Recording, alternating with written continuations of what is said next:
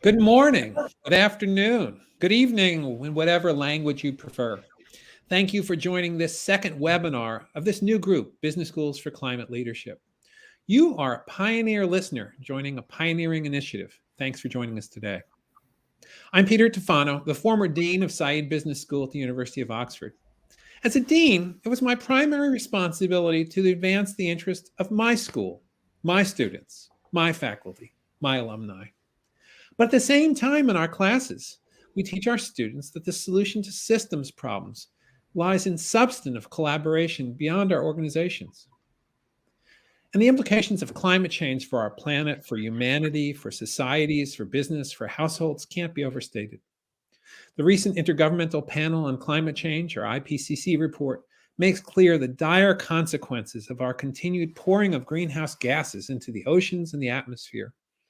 The extreme weather that we've experienced, heat domes, floods, droughts, storms in the past year, compounded with the problem of COVID, are a taste of what's ahead. Businesses need to act, but so do business schools. And I'm proud to say that 8 of the leading European business schools have joined hands to work together to try to make a difference about climate change. Our founding partners are Cambridge Judge Business School, Sshape Paris, IE University Business School, IESE Business School, the International Institute for Management Development, or IMD, INSEAD, London Business School, and the University of Oxford Said Business School. We're researchers, we're teachers, we're conveners, and we're stewards of a collective alumni body that numbers in the hundreds of thousands. We must do a lot individually in our communities, but the demands of climate change require us to do more collectively.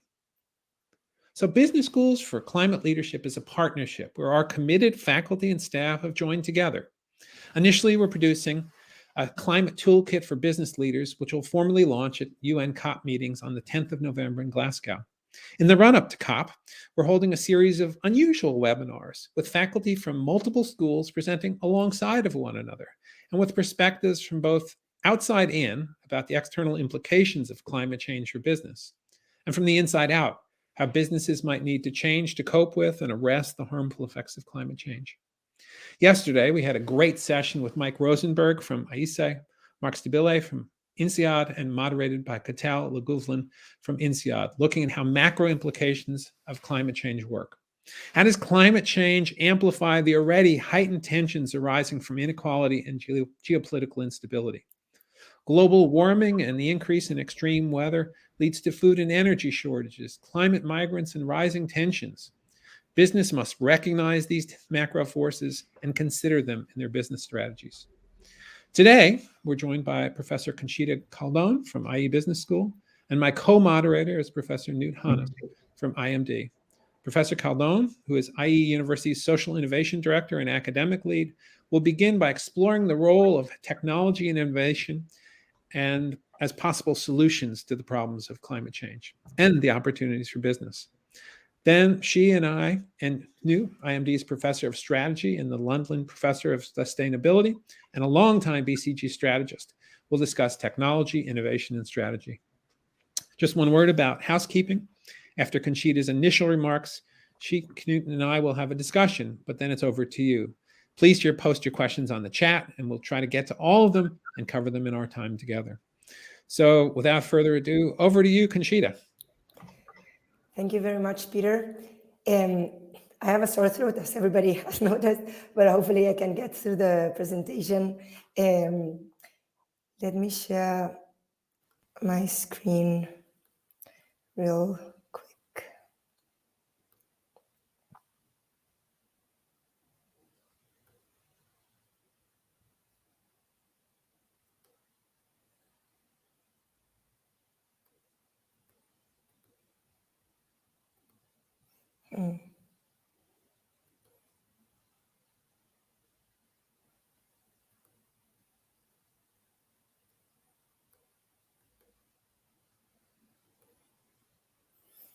All right. So as Peter was saying, we're very, very proud of being the three of us together here from different business schools to talk about something that is so important that has brought us and our colleagues from the other 5 business schools together in this Business Schools for Climate Leadership initiative. Today, we're going to discuss how technology and innovation can bring about solutions for climate change from also a business perspective. The first thing that I wanted to mention is that there are important economic consequences to environmental risks and to climate change. As much as this might seem obvious, I want to state it first, because the moment we start talking about new technology and innovation development, a lot of managers will think investment, right? Money needs to go into this. Well, yes, but it is costing money not to do anything about it, which we can discuss further. So this is what is might cost us not to do anything about climate risk from an economic perspective. In order to attack climate change, right, to fight climate change, while at the same time being able to protect our businesses, it is clear that we need to take a new look at business. We need to innovate. Bringing climate neutrality together with profit generation is not always evident, and it's far from easy. So only from innovating and from generating new tools and new approaches will we be able to achieve both things at the same time. Because keeping our businesses profitable is also important. We could stop climate change tomorrow by stopping our economies, right? We all had the experience during the pandemic, but we don't want to bear the cost in poverty, unemployment, and inequality that would require. So we're here today to discuss, the role of business, of profit-making business, in fighting climate change and how technology can assist. The good news is that we've been here before, in the sense that it is not the first time in history in which we're able to decouple the main source of energy fueling our economies from GDP growth. Sometimes, we tend to think that unless we have a carbon footprint, we cannot grow, because that's the gasoline of our economy. Well, for hundreds of years, the gasoline of our economy were our people, human beings and animals. And, thanks to the Industrial Revolution and mass production later, we were able to decouple population growth from GDP growth. We were able to separate the energy that was fueling our economy from our ability to increase our productivity, because we substituted that with different energy sources. Today, it is possible to do the same. And we see examples as that of Sweden, of countries that by investing in technology and innovation and finding new ways to do things are being able to grow their GDP while reducing their CO2 emissions. And when we see the spread of different countries, we can see that Sweden is not the only one. All of these countries that you can find in the bottom right-hand corner are countries that are in the path towards decoupling their GDP growth from CO2 emissions. What is the role of companies in this decoupling of our economic growth from CO2 emissions? Well, I believe innovation and technology is the natural space where companies, where businesses can contribute to the fight against climate change. And actually, there's this new concept that is becoming more popular of innovability that refers specifically to innovation powered by sustainability. And according to BCG research, we can see that the first generation of companies that have been betting heavily in this transition, in this decoupling, is being able to generate returns for shareholders that are comparable to those of big tech, right? The Apples and so on. So how are they doing it? What tools do we have available to achieve this? Well, green energy is definitely one of the main tools. Green energy is far from niche, but it's also far from where it should be. In 2021, 30% of the electricity worldwide will be generated using renewable energy sources. There's already a big chunk of it. This is something that we maybe wouldn't have thought about 20, 25 years ago. But how do we flip this? It should be 70%, right? Rather than 30%. The other important thing to understand is that renewable energy investing is not a Western country reality. Some big players in this industry are China or India or Brazil. So as much as we hear that some of these countries are also big net contributors of CO2, the reality is they're also big investors in renewable energy, because they do understand the need for this transition and the economic opportunity that this brings about. There's a broad array of alternatives when talking about renewable energies. Have hydropower, which is the biggest one, right? It's huge in China. We have wind, especially offshore wind, that has lowered the wind generation costs a lot. We have solar, especially more efficient solar photovoltaics. It's also a good alternative in some places of the world.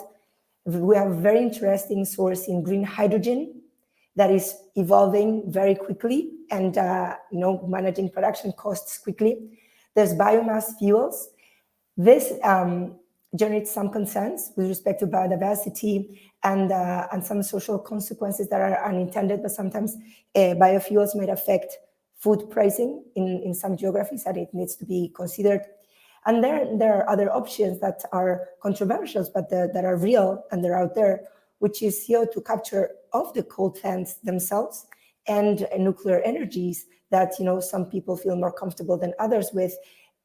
And they do generate a big problem with how do we then manage the risk.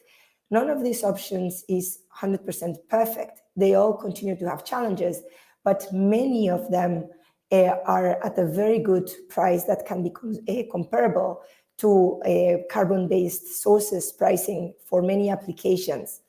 And they all offer a very interesting menu of alternatives to carbon-based options.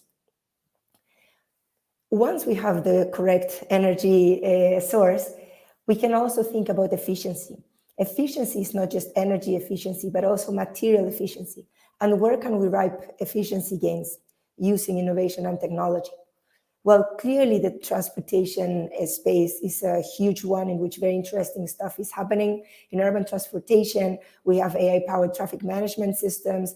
In many of our cities, we already see pay-as-you-go car-sharing solutions which have proven very effective at reducing CO2 emissions. And last-mile delivery is a challenge that we're confronting in various ways in different cities. However, urban transportation is not the only thing that contributes to CO2. It is very important to think about freight management and how do we optimize container capacity and how do we optimize what do we produce where, so that maybe we can finish assembling some products at the destination or closer to the destination and optimize container capacity. And then travel, right? How do we travel in ways that make more sense so that we can reduce the carbon footprint? Other two important spaces where we can grow our efficiencies from a business perspective, right, is in your buildings. If you have office space or commercial spaces, management systems, intelligent management systems can reduce your energy consumption by about 30%. And you can also use regenerative technology to recover and reuse part of the energy within your building, within your office space, for example. And then ICTs. If you're among the very few companies that haven't moved yet to the cloud, maybe you want to take a look at that. It's going to make you more energy efficient. But then consider, how are data centers managed? Where is the energy that is powering those data centers coming from? And consider who is your cloud solutions provider. Try to look for cloud solutions providers that have greener solutions in the way in which they manage their data centers, because with their carbon footprint, they are contributing to yours. Efficiency, again, it's also material efficiency. And technology is not only about digital technologies, but there's also material innovation there that is very, very important. So how do we use less material by design? How do you conceptualize your products so that you can use less material in them? Developing sustainable materials, there's a huge industry there. Green cement is a huge one. The embodied carbon footprint of anything that has cement in it is huge. In order to produce cement, we need to heat limestone to almost 3,000 degrees. So substituting it with greener options is very important. Same as green steel, there's a lot of very promising work being done there. How do we recover these materials? how do we extend our product life cycle and be able to generate new business models there, and how do we recover all the different materials that we're using, how do we reuse what we've done. So once we have implemented all of this, there's also this carbon capture and storage that we can use for whichever emissions that we still have going on. We can do point of source carbon capture, which is at the moment in which that is generated from air once it's already vented, and geological sequestration in different ways, some of which also pose some challenges and risks. For example, if you store it in forests, you might have challenges with biodiversity. Agriculture is also a huge space for technology and innovation, precision agriculture, different ways to manage cattle, right? And I want to stress regenerative agriculture, because not all innovation is only technology, and there are very interesting non-technological innovations that are really making a difference. And finally, what kinds of questions might you want to ask yourself? Well, as a manager, do I really know how much gases is my company emitting? Many don't. And can I use technology to measure those? What are the sources of energy that I'm consuming? Do I know? Often we don't. Can I choose better sources? What elements could I optimize in my value chain to be more efficient and maybe drive some savings as well? Can I create a green business model? Can I work with my clients to help them understand how I'm a better option for them because I'm contributing to reducing their own carbon footprint? And maybe I can be a green champion by developing new technologies in this space. So just as a wrap-up, as some conclusions, a few facts to remember. It is possible to grow GDP while reducing carbon emissions if you do the right investments in technology and innovation. Sustainability can be a powerful innovation lever for your company. It can be an amazing sandbox for your innovation. Technology poses some challenges, as I mentioned, with carbon sequestration. For example, wind turbines sometimes can affect bird migrations and so on, and we need to work on those. Green technologies are commercially viable for many applications. You need to put some thinking into that, but they are at a reasonable price for many applications. Efficiency is also material efficiency. It's not just energy efficiency, and not all relevant innovation is necessarily technology-based. We do need a different look to business beyond just technology. Finally, carbon-intensive futures don't need to be cheaper than renewable-intensive futures. We need to choose, what kind of learning curve we want to go through, and where is it that we want to bet. Thank you very much. Great, Conchita, thank you so much. And thank you. There's already questions from Zacharias and Mike and Christopher, which we'll get to.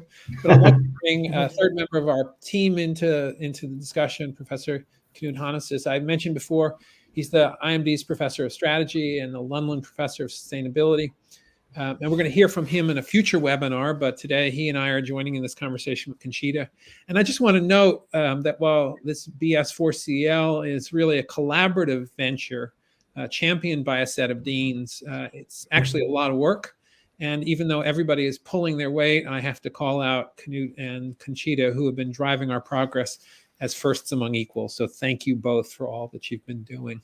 In addition, these two are leading strategic thinkers about innovation. So can you maybe start with you? Conchita's laid out a roadmap, a coherent roadmap for the technological innovations and other innovations that businesses could follow, and a good set of questions. What elements of her description are resonating with you, ringing true with you? What elements might you qualify or have to question? Okay, thank you, Peter. First of all, I just want to say thank you to both of you. It's great to be here. It's great to be part of this collaboration. It feels so meaningful to do this together. Secondly, Conchita, I think you're just demonstrating why it's important that business schools are part of driving this agenda. Because there are so many reasons to be pessimistic and so many reasons to be frustrated about climate as a huge global problem, and it is. It's a huge global problem, and we won't be able to save it the way we would like to. On the other hand, I think what you're doing is you're pointing to possibilities and opportunities, and that's something business does uniquely well. Drive new solutions, new innovations, scale technologies, etc. And I think we have a huge role in actually being part of the solution by looking at this also as an opportunity. It doesn't mean the problem isn't there, but it means that we have to mobilize, work together, and try to drive new solutions. I also feel that you're saying that, which I think is really true, a lot of the solution we already have at our fingertips. It's not only about creating new technologies and new solutions, it's also about leveraging the things we have today. It will be frustrating because it will take time, renewables, it takes time to build. On the other hand, what we know is once it scales, it accelerates. And that's also something business does really well. So I think you're kind of pointing in the direction that business schools need to point in, Conchita. And I think I don't have any objections or anything like that, but I do think we have a further role beyond kind of pointing to the opportunities, which is to help society find ways to create economic mechanisms. What is the new equilibrium? Because we had an equilibrium, we know we have to create a new one. And I think business has to be part of thinking about that one. How do we build the transition to a new equilibrium? How do we make it just and not just kind of a few winners take all of it? And how do we kind of make sure that business plays a positive role? I think you're pointing to it. I think we have to work on it.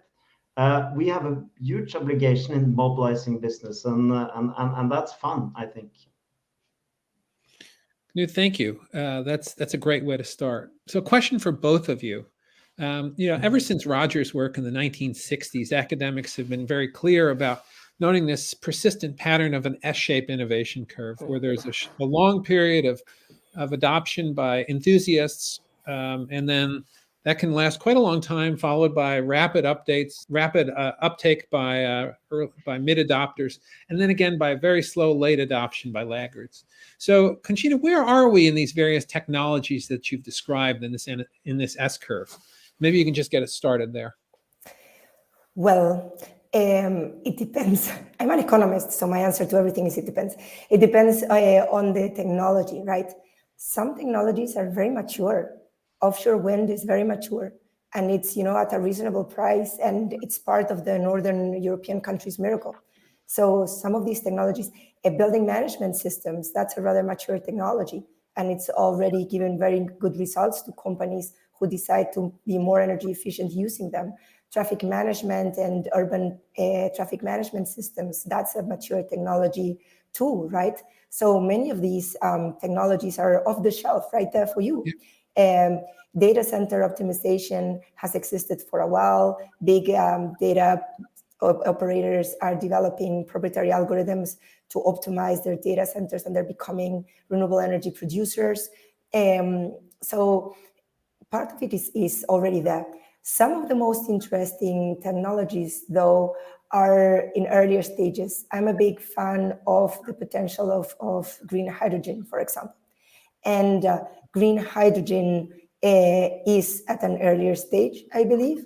I don't think, I'd love to say it differently, but I don't think it's reasonably priced for most applications as yet. There are some challenges with respect to its transportation, to putting it, the right place at the right time. There's challenges with respect to the sourcing of the water. How do you source the water in ways that are responsible, and how do you take it to places without having to use too much electricity? So it depends. But if you want to be part, if you as a company want to be part of new technology development, there's huge opportunities of technologies that are advanced enough, but not quite yet, where you can get yourself into. If you're super conservative, you can still go to the, very mature off-the-shelf opportunities. So I want to pick up on that. And there's a question by Arjun. I'm going to weave that question together with the one I was going to ask. The technologies may be advanced, but adoption is still slow. So Arjun says, I love the roadmap, but how do you propose we nudge people in the direction of a lifestyle overhaul geared towards sustainability? Or, I might also ask the same question. Some of the technologies you've described have been out there for businesses a long time, but still, we're still in that first part of the S curve. We're still in that long, slow, early adopter phase. How do we accelerate that? For either one of you, how do you accelerate this process? Because virtually every innovation has shown that they follow this kind of this process. So how do we move it along more quickly? Because we just don't have the time to wait a few generations for this all to happen. So let me just go very quickly, Conchita, and then please just follow me if you want to, because I wanted to say that I agree on the diagnosis. We're early phase. There are lots of things that are promising technologies, but we're not yet at scale. On the other hand, 2019, the world invested more in renewables than in fossil fuels. There are some reasons for it. It might not be the same over the next few years, but it says something. It's becoming of importance. But then I think the question is a great one, because it's not only a question of having the technologies available, even having the companies. It's also a question of how do we move from this early phase to a dominant design, a paradigm shift where things change quickly. And I think here we have to look at other factors than just the technologies. From my perspective, accounting standards, building ESG into accounting is really important. It sounds boring, but it isn't. It's actually about changing the way we do business.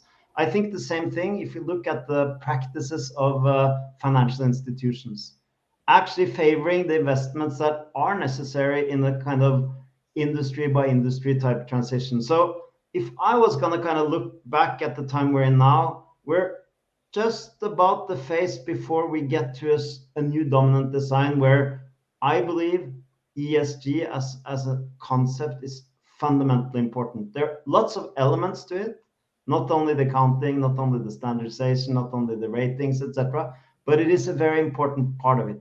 It's almost like the infrastructure of a paradigm shift, I would say.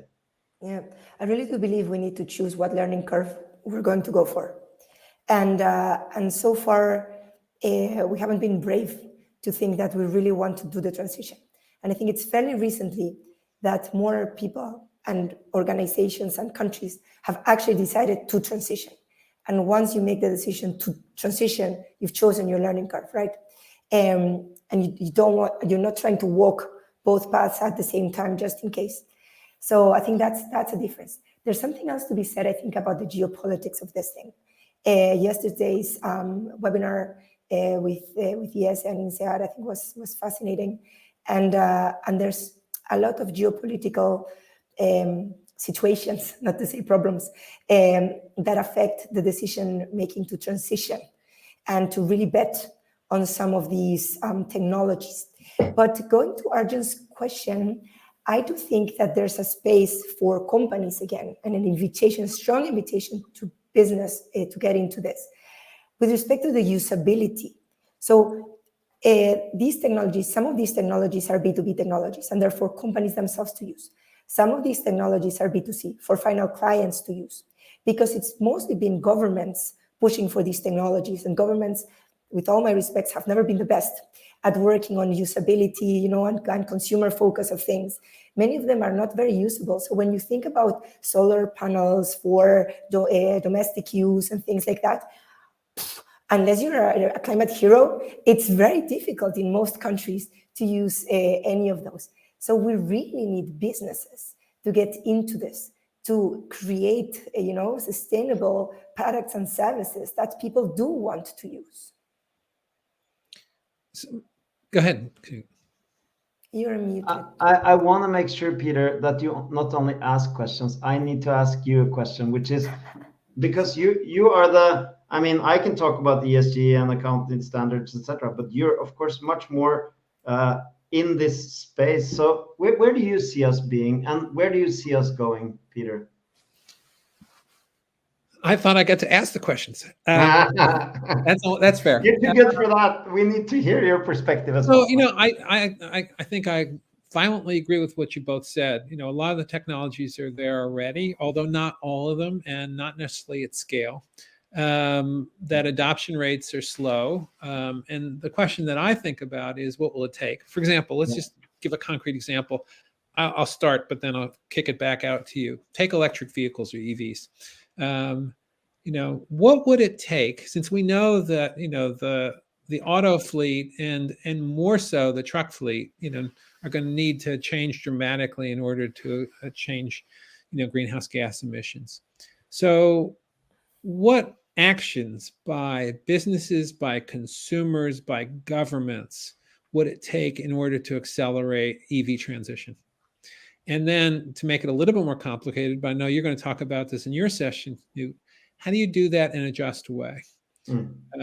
Because it'd be easy to, as some countries are starting to say, let's just ban all cars that are not electric. But there's a whole lot of people who can't afford electric cars and who hold older cars. And in fact, if we look at the average lifespan of a car, I used to know these numbers. It's probably well over 8 years. So let's use EVs as a test case. Between our 3 business schools and our 8 business schools, what advice would we give to the world to say, here's how you accelerate the adoption of this technology for the benefit of everybody, and what the constraints are, constraints about battery production and other things. So that's the beginning of an answer, but back to you two. What's your answer if you were cold called on that? In fact, you were just cold called. I think, listen, you can all hear from my accent that I come from a country up north. I'm Norwegian. Norway is a pretty good example, I think, of accelerating the use of electric vehicles. And at the end of the day, so now almost 80% of all new vehicles sold in Norway are electric. All new passenger cars, that's passenger cars.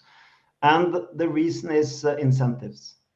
There's no way to get to that without thinking incentives, because people act that way, not only because of sustainability as a mega trend, the importance of climate, etc. So I think we have to think through the incentives, and maybe incentives is difficult place by place, but if we overlook incentives, we're not going to find the scale mechanisms. And I do think the lesson from France is instructive, right? You try to kind of, for good climate reasons, you try to put a tax on diesel, but in a way what happens is people who actually need the car the most and don't have alternatives are the ones punished the most.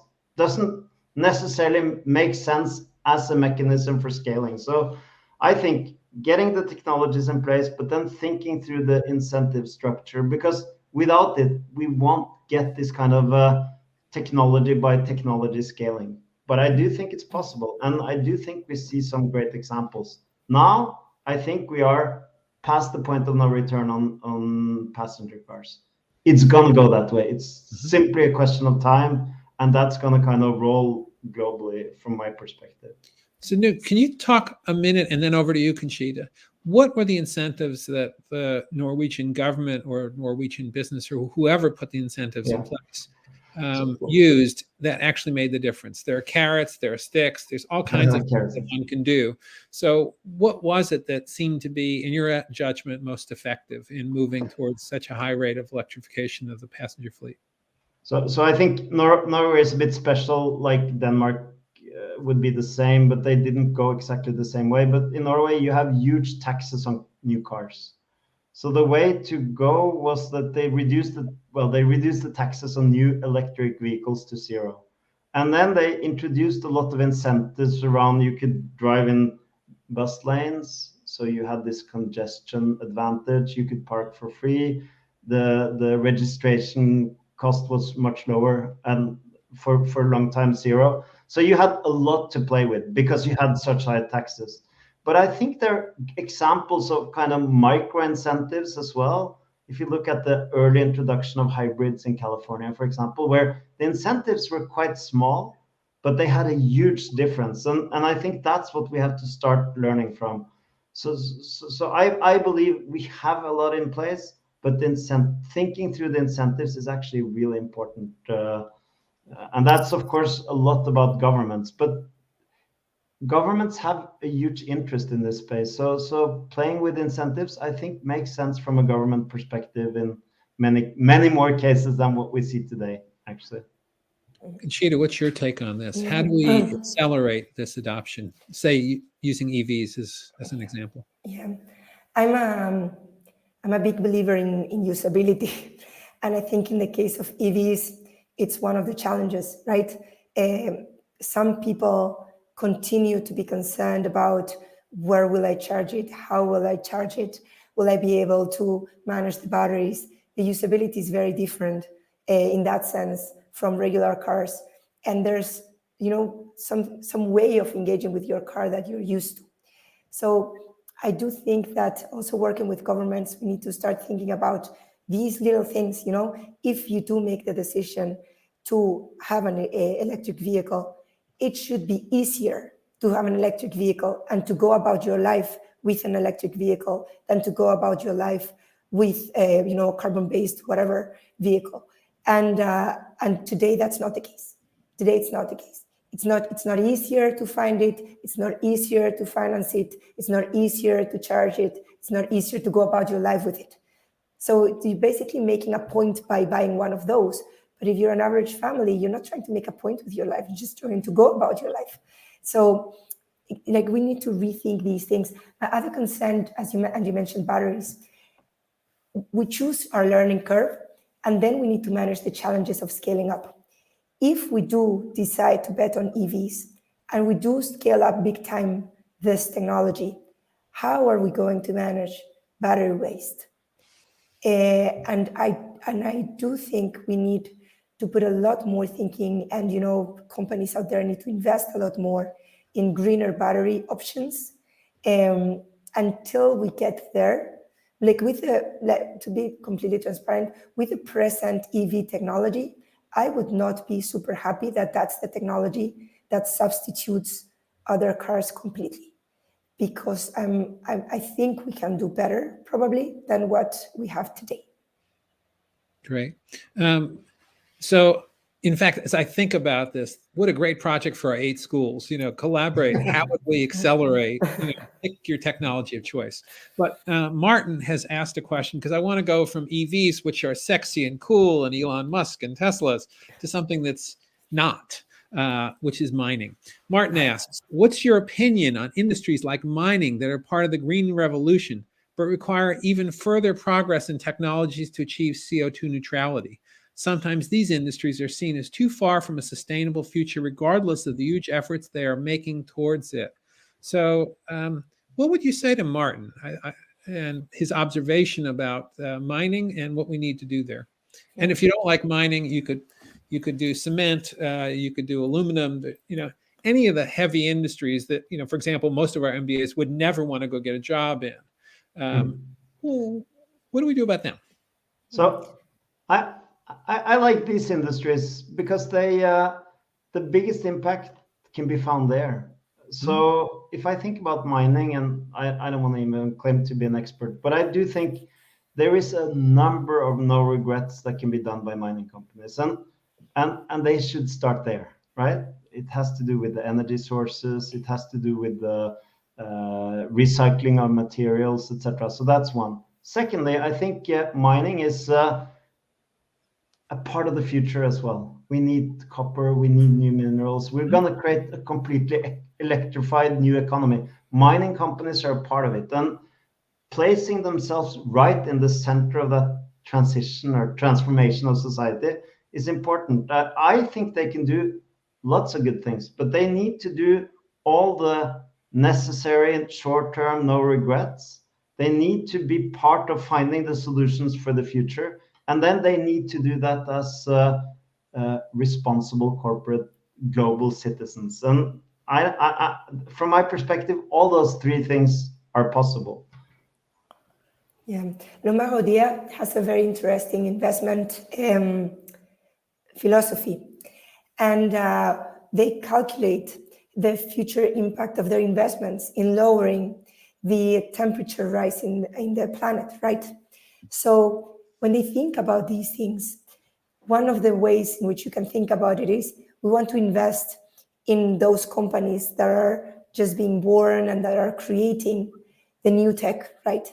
But the other way to think about it is we can identify the greatest contributors to increasing global warming, and we can work with them to transition, because their transition, any change that they make, any improvement on their side is to be celebrated, a gazillion times more, because their ability to stop climate change by making any improvement whatsoever is huge. So I think these industries have an amazing, very big role to play. The first thing I think many of them need to do is let go of their complexes, let go of their regrets, of their beliefs that they don't belong in this conversation. I think what Knut was saying is very right. The moment you go through your very obvious checklist, you're already legitimized to be in this conversation, right? You do need to go through this very quick, immediate checklist. But once you do, you are legitimized to be in this conversation, and you can become a very important player. Some of the biggest investors that I know in sustainable technologies are in the extractive industry sector, actually. Absolutely. And neither of you really were writing about or thinking about investors, but investors are faced with this conundrum. Do you invest in companies that are low emitters, or do you continue to invest in companies that are improving their emissions, even though they're starting from a bad place? Any thoughts about that? Well, I think right now the investor is a very big mover of resources and assets into the new spaces, because if there's one thing investors are afraid of today, it's all kinds of stranded assets, right? Investing into something that will be less valuable tomorrow. So I kind of feel that the unsung hero, or maybe in some ways the sung hero, are a large and increasing number of investors. And we all talk about the BlackRocks, etc. I think it's much broader than that as well. It's not always driven by kind of the climate argument, etc. But it's there because it's there as a kind of new threat. It's a new long-term risk that wasn't a risk just 5 years ago, or even 3-4 years ago. So I think investors are behaving differently, and I think it's driving it towards the transition. And then, Peter, of course, the question you ask is the most important. Are things happening fast enough? And I'd say they have to. At some point, we have to see accelerations, but I think we will as well. Yeah. Yeah, I would say I have problems with, but this is my personal opinion that no one needs to share, right? I have problems with investment positions that exclusively support saints, right? Companies that are perfect. Because that philosophy comes from thinking that regular mining companies, their only future is to disappear. And that, the extractive industries, oil companies should disappear. So, supporting them to transition is not the way. You need to let them go down. And I have problems with that because of the social implications of that. Mm-hmm. We were talking about inequality before, and it goes back to the point that I made at the beginning of my conversation. We can go climate neutral tomorrow by stopping our economies. We did it during the pandemic. It's so easy. And then what do we do with all the unemployed, with all the poor? So supporting these big companies that employ a lot of people as they transition, I do think it is important, at the same time as we also support other companies and other spaces, because we do need to think about a fair transition. There will be some losers, but we need to manage a little bit whom the losers might be, and I don't feel okay with just letting a lot of people go down. Let's talk about winners and losers a little bit. Quoting from your paper, Conchita, quote, "The first generation of green champions is generating returns for their shareholders that are comparable to big tech firms," close quote. Can you provide some examples? But also, I'm a bit of an early adopter and a hoarder. So if you were to look around this crowded house of mine, you'd find like the first generation of many new technologies whose companies no longer exist. So to the extent that you want to use this, analogy to what's going on green is the same as what happened to tech. A lot of those tech firms failed. So first of all, can you provide the evidence about green champions generating returns, whether returns are the right thing for us to look at, and what happens to all the firms that are going to fail because they're either too early or they bet on the wrong technology, standards move somewhere else? Like, how do you think about that? Yeah, to your last question, the last part of your question, which is easiest for me to answer, I'd say that's life. Just like with technology, you get into business, you want to do innovation, some things work, some things don't work. And I do think it's important to have a dense enough ecosystem, right, to support these projects, and all of the investment community is doing a lot in that space, and have enough incubators, accelerators, all of that is important. But you know what? We're business schools, we work with business people. We at IE are very much obsessed with entrepreneurship, and startups, they go up, they go down, and it's actually more likely that will go down. And we just need to feel comfortable with the fact. With respect to the green champions, I'm fascinated, for example, with the story of Ørsted. And Knut, you will know more than me about this, maybe. But how they went from being a very polluting company to being a sustainability champion. And they turned themselves around. But this evidence was put together by BCG. And some of the companies they were analyzing are, for example, Enel Group, Iberdrola, Nestle, Ørsted. So these are like big incumbents, right? These are not the sexy Teslas. And I think this is very interesting. We can also look at, the more sexy Beyond Meat and Teslas, which are growing more, but it's also riskier. So, if you're an investor, you can go with your Beyond Meat and Tesla, and maybe you will make 70%, increase or whatever, and maybe you will lose everything. But you can also choose the Iberdrolas and the Nestles and the Ørsteds of the world, and still you can get a good return, and you are fostering the transition with your money.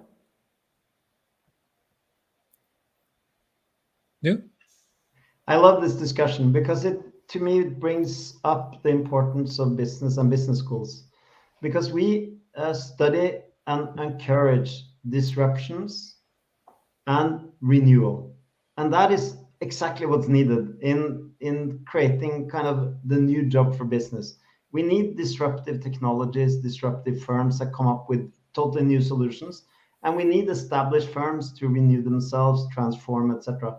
And that's the role of business, and that's something business does much better than any other organization. So in a way, I just feel that this webinar, but also the whole collaboration, we have a role to play. Business has a really important role to play in creating this kind of new solution, new society, etc. And business is fundamentally important, right? On the E, the environmental, but also on the S, the social. Not only do we create the technologies and the innovations, we also create employment, new jobs, mobility, etc. So I think we have to use our voice because it is really important. So on that, I'm going to weave together some of the questions in a different way. So we've got some alumni here, one of mine who's saying, hey, we didn't talk about this in the program enough. We've got somebody else who's applying to business school programs, somebody thanking, I think it's one of IE's, that their school is putting this on. So we have our alumni and future students here. But we're one of those industries too. So how is it that we accelerate innovation in the business, or where would you assess, what we as a sector? Every individual school is doing great, by the way, so we could acknowledge that. But as a sector, how do we move this agenda forward? What's your thoughts on that? Well, I have one perspective, and it's not the full perspective, but just one perspective, which was I saw so many industries where companies across value chain and in the industry collaborated on climate. And I felt that our industry didn't. So it just feels so right that we do, because that's actually what business does. It collaborates when it's necessary and useful to work together. That can be inside the industry, or it can be public-private, more with governments, etc. there we can do a lot more. And this is just a tiny beginning. We can do a lot more. And then I think we have learned a lot during the last 18 months because we had to. So necessity, we had to change, right? Now we have to step up to this challenge in a big way, right? I think we have to teach future leaders, current leaders, and ourselves how to do the new job that needs to be done. But I think we can. I think we're seeing it. I think we want to do it. I think we're changing. I think we also have to allow for lots of disruptors, by the way, and they're coming. And I think that's useful for society, and it's probably completely useful for us as well to make us change, really. Yeah, I think we've been shy about this for too long. And I think a little bit like mining industries, we've been shy because it was us also in the 80s, right? Telling our alumni that this was not their problem and that business was something else. And now we know it is the role of business to take care of the planet and society. And we've been shy to be very transparent about this fact. We also have been scared to be told that we're not perfect because, we're high-end business schools. And we've been scared to be told, yeah, you talk about sustainability, but see your own energy consumption, this or that. And I think each of us individually already in the last few years, we've stopped being shy about it, right? And we've been transparent to say, listen, like it is technically correct for companies to take care of the planet and people. It is economically and from a theoretical management perspective, technically correct. And you are wrong from a theoretical perspective if you think that it is not the role of business to take care of people and the planet.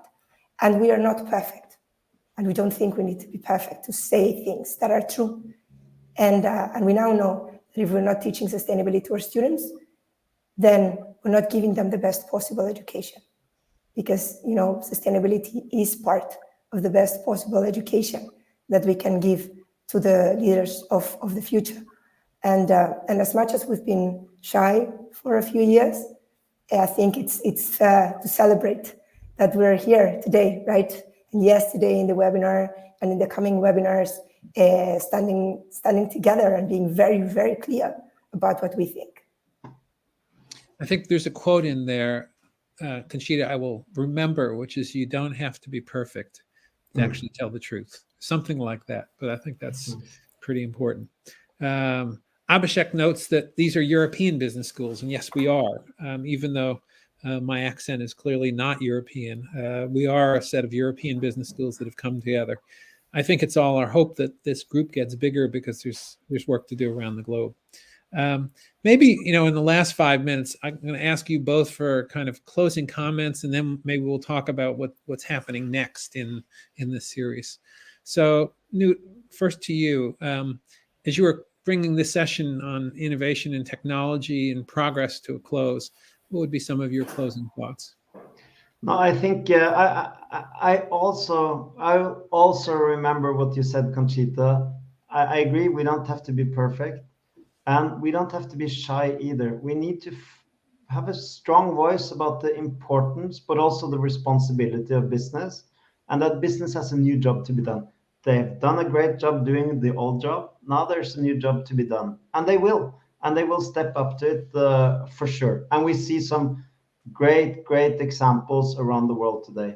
Our job is to bring that to the many. And I feel very strongly that there's a number of companies who really know how to deal with climate sustainability, but there are many more who want to, but they don't know how to. There we have a job to do, a big one. And in part we have to do it through education.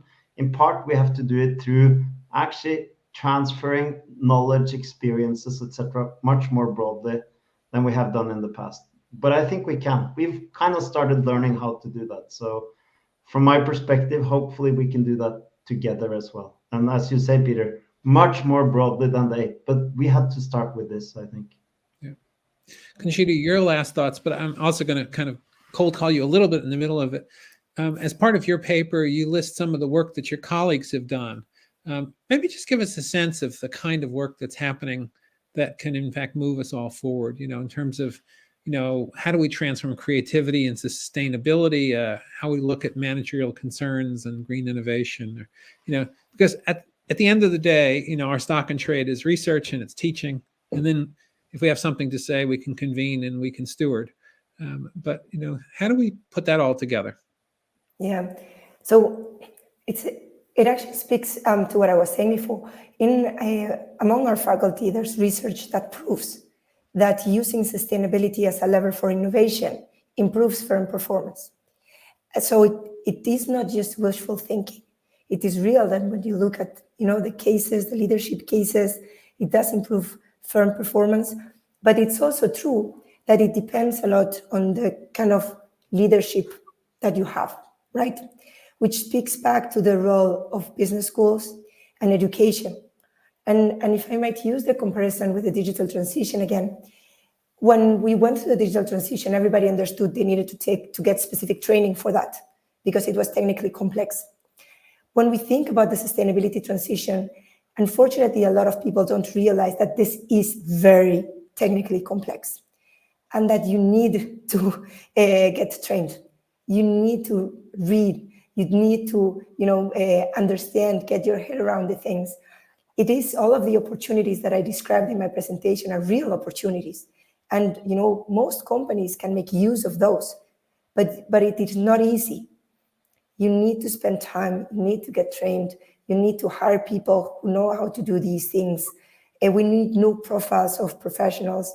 We need to go through this transition in ways that are technically sound, and that is not easy. Great. And as we're coming to a close, some of the questions are now coming out. And I might just highlight a couple of them. Maybe not that we can answer them right now, but I think that they leave us for room for thought. Eduardo notes that the G in ESG is disregarded. I think you're absolutely right, Eduardo. If we don't get governance right, then I think the other things, whether our social activities or our business activities, they're not going to work. Because at the end of the day, it'll be governance that determines what happens and what doesn't happen. And then Oyano, sorry if I mispronounced your name, clappy hand, collaboration between public and business. Yep, thank you for that comment. In order to move the technologies that Conchita was talking about, I think it's going to take collaboration. So I think that what I'm enthused about today is the fact that we have people from all three schools, but even more important, hundreds of folks. And I don't know what schools you're from, because the nice thing about this LinkedIn chat is you don't identify what schools you're from, and the truth is it doesn't matter, because whether you're coming to or alumni of one of our schools, we all need to work on this problem together. So Conchita, maybe you can bring us to a close and tell us what's going to happen. Yes, so next steps, right? You're all very, very much invited to join the rest of the webinars that are being put together by our amazing colleagues of the other business schools that are participating in this initiative. In some of the webinars, you will be joined by Peter and Knut again. You can see all of these webinars on our website in the Business Schools for Climate Leadership, which you can find in the invitation to this webinar, for example. The next one is happening next Wednesday, right? Talking about climate change in business and the role of nature and challenges of decarbonization, and more to come October 25th and October 26th. So please do join us and stay tuned for the publication of the toolkit that is coming up as well. And thanks so much for your time and your comments today. Thank you, Peter. Thank you so much, Conchita. Thank you so much, Peter. It was a really, thanks everybody. Pleasure. Thanks also to the teams out there. Yes. The three of us may be on screen, but there's a lot of people in all of our schools that worked hard on this. And actually, thank you so much for everybody who tuned in to listen today. You have busy lives, and spending some of that time to think about sustainability and climate is something that we're all very grateful for. So thanks all. Have a wonderful day. Thank you.